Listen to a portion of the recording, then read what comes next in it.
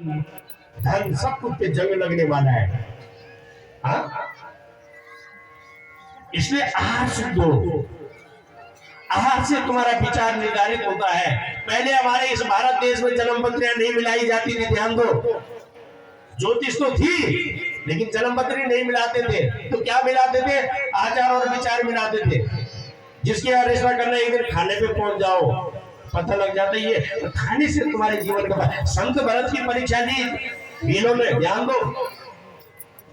जब राम वनवास राम को मनाने मेरे संत भरत जी जा रहे थे चतुरंगनी सेना लेके, तो भीलों ने सोचा ये लड़ रहे हैं, इनको मारने के लिए जा रहे हैं। तो वहां संत भरत की एक परीक्षा लेते हैं भील लोग। एक बर्तन में मच्छी रख दी, एक में मांस रख दिया, एक में फल फूल रख दिए, एक में मेवा मिष्ठान रख दिए।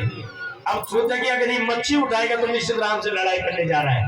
बताइए, जुड़ गए थे जन्म पत्र। आहार शुद्ध, हर कहीं इसकी लिमिट रखो।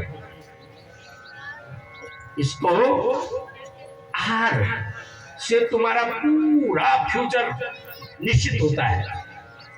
तुमने जैसा भोजन, जैसा अन्न, अपने जो धन, अन्न और धन की सफाई बहुत जरूरी है।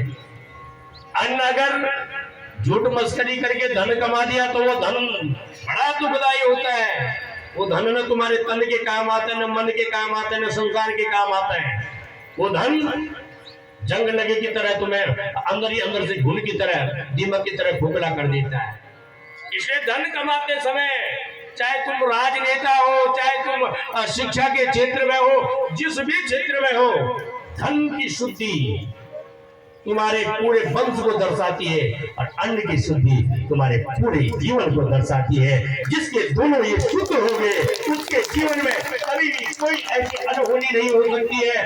एक धन शुद्धि, पहले हमारे इस देश में अगर कोई धन मिलता था तो लोग कहते थे नहीं नहीं भैया इसे किसी मंदिर मठ में चढ़ा दो, हम नहीं रखेंगे। लेकिन आज तो जेब कट रही है सरियाम। अगर पड़ोसी धनवान बन गया तो उसी पे नाना प्रकार के उपचार हम कर रहे हैं, व्यभिचार कर रहे हैं। धन कमाते समय यहाँ पट्टी मत बांध जाना, धन कमाते समय ज्ञानदारी मत बन जाना, धन कमाते समय धृतराष्ट्र मत बन जाना। इसीलिए महाभारत में ये कथा आती है कि जिन्होंने धन के लिए आंखों में पट्टी बांधी, धर्म के लिए अंधे बन गए, उनके अगर 100 पुत्र भी होते तत्काल खाक में मिल जाते। यह अन्याय के धन का प्रभाव और अन्न का प्रभाव महाभारत से हम दूसरा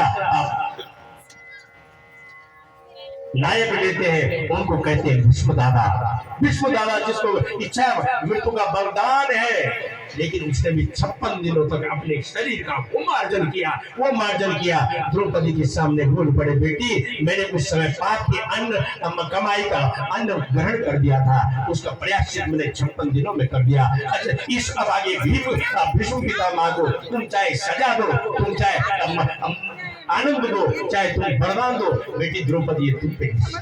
आज हमारी ये दोनों चीजें तो खत्म हो गई। खाने का स्टाइल हमारा बिल्कुल अंग्रेज बन गया। जूते पहन के खड़े खड़े खाना, ये जंक फूड खाना, ये क्या तुम मानवता का लक्षण है? ये नॉन वेज खाना ये मानवता का लक्षण है? सोचिए, बीमारियों का घर, पाप का अन्न और पाप का धन। सूर्य उदय से बाद में उठना, आचार की परिभाषा बदलाई, ये सब योग के अंतर्गत आता है। योगी का खाना देखना बड़ा हल्का होता है, बड़ा लाइट भोजन होता है, बिल्कुल शांत भोजन। भोजन से हमारे व्यवहार आचार की शुद्धि होती है, योग से हमारे शरीर की निष्कामता होती है। उसके बाद काशीपुरी का वर्णन करते हुए आगे